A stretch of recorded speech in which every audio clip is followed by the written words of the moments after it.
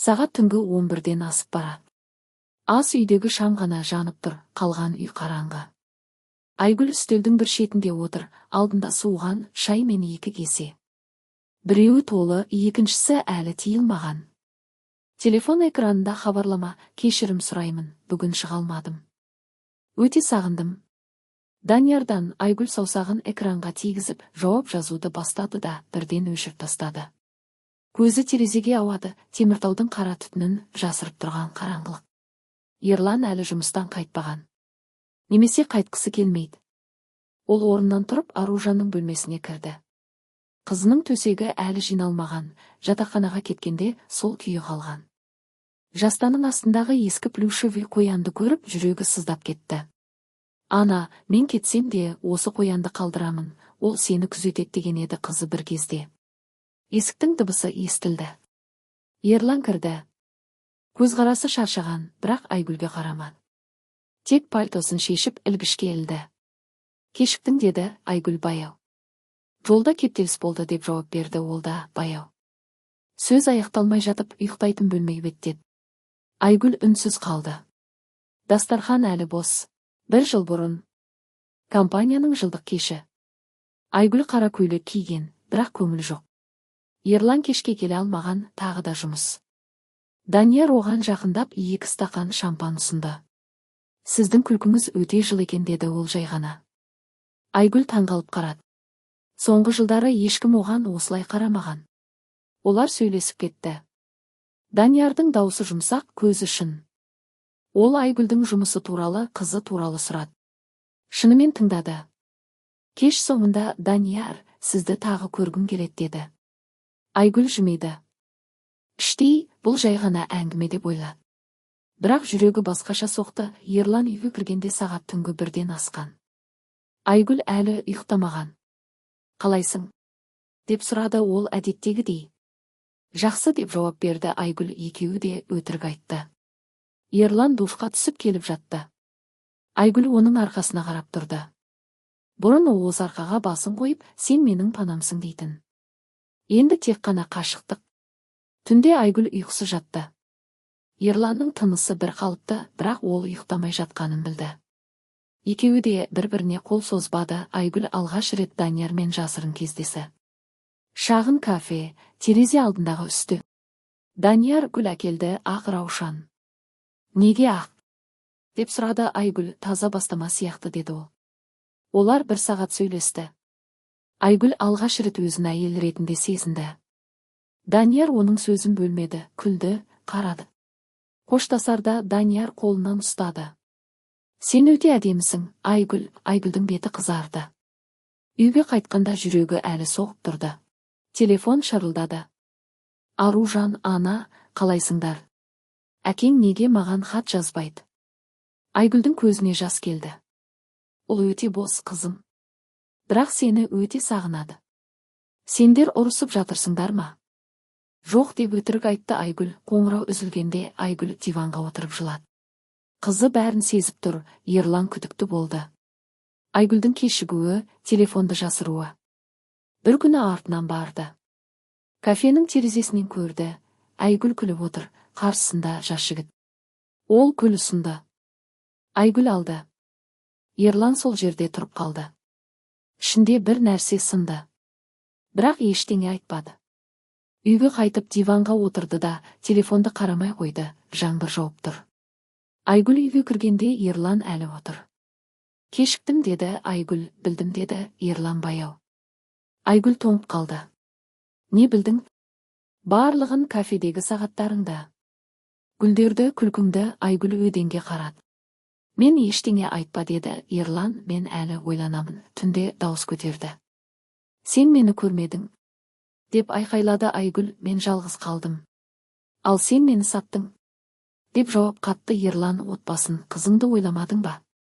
Сен де ойламадың, деді Айгүл жылап. Екеуі де тынышталғанша ұзақ уақыт өтті. Содан кейін үнсіздік. Түн ортасына жақын. Үй тыныш, тек жаңбырдың терезеге тықылдағаны естіледі. Айгүл диванда отыр, тізесінде телефон. Экран жарығы бетіне түсіп көз астындағы қара шеңберлерді одан әрі қарайтып көрсетеді. Жаңа хабарлама, Айгүл, мен саған шынымен сезіммен қараймын. Бұл жай ғана әуесқойлық емес. Сен менің өмірімде кездескен ең шынайы адамсың.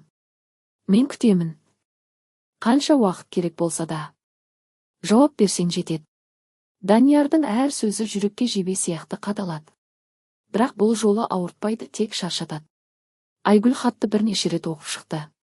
Саусағы жауап жазу батырмасына тиіп тұр, бірақ ештеңе терілмейді. Ол телефонды диванға тастап, басын артқа тастады. Көзі төбеге тіреледі. Мен не істеп жатырмын деген ой миында айналып тұр.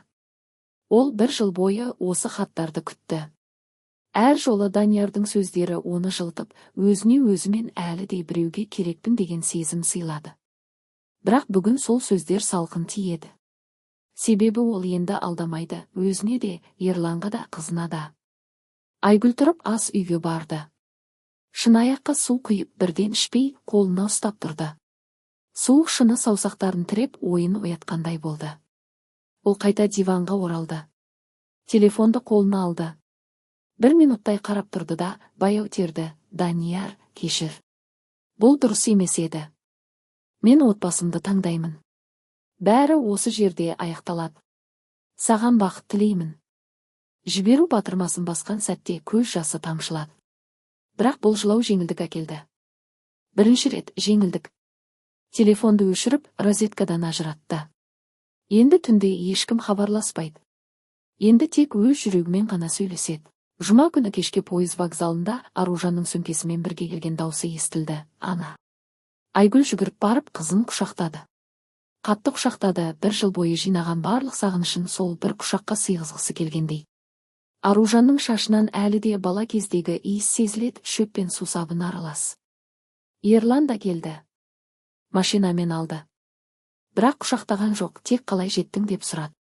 Даусы жылы, бірақ қашық. Үйге кіргенде Аружан бірден сезді. Ол есік алдында тұрып, аяқ киімін шешіп жатып, сендер неге осылайсыңдар? Деді түзу. Айгүл мен Ерлан бір-біріне қарамады. Не болып жатыр? Деп қайталады қыз. Даусы қаттырақ шықты. Мен телефонда бәрін сеземін. Сөздерің қысқа. Суретке түспейсіңдер. Әке, сен маған 2 айда бірақ хат жаздың. Ана, сен әр қоңырауда бәрі жақсы дейсің, бірақ даусың басқаша. Ерлан тамағын кірді. Ештеңе емес, қызым. Жай шаршадық. Аружан сөмкесін жерге қойды. Мен бала емеспін.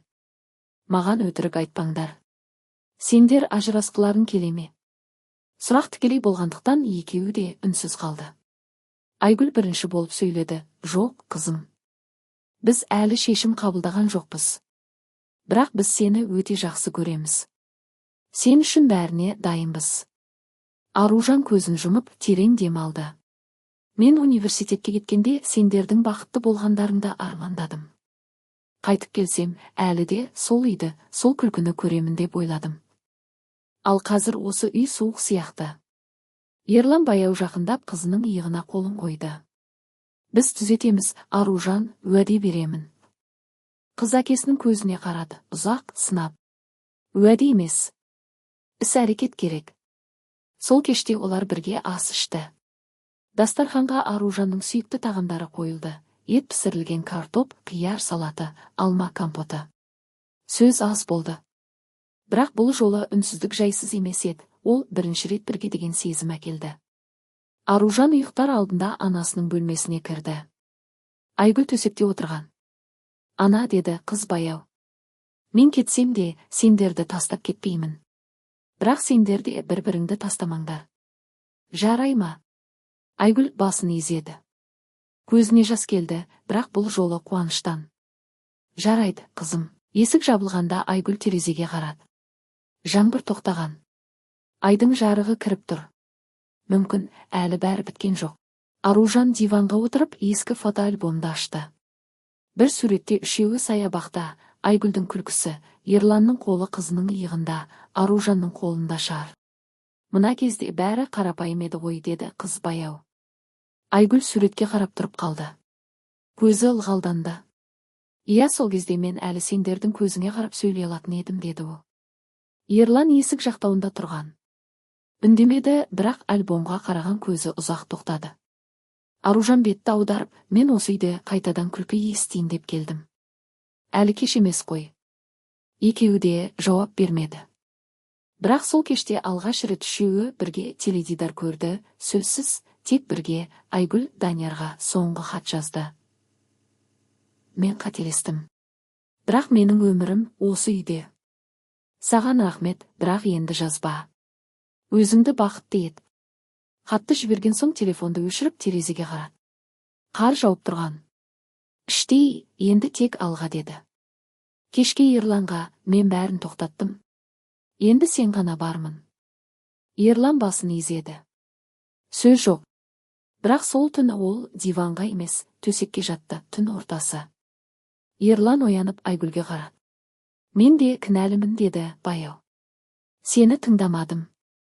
Жұмысты бірінші орынға қойдым. Сен жалғыз қалдың, мен оны байқамадым. Айгүл қолын оның қолына қойды. Біз екеуміз де қателестік. Бірақ әлі біргеміз. Ерлан алғаш рет оның маңдайынан сүйді. Мен әрекет еткім келеді. Сен қалайсың ба? Иә, деді Айгүл, бірге. Жексенбі. Ас үйде үшеуі.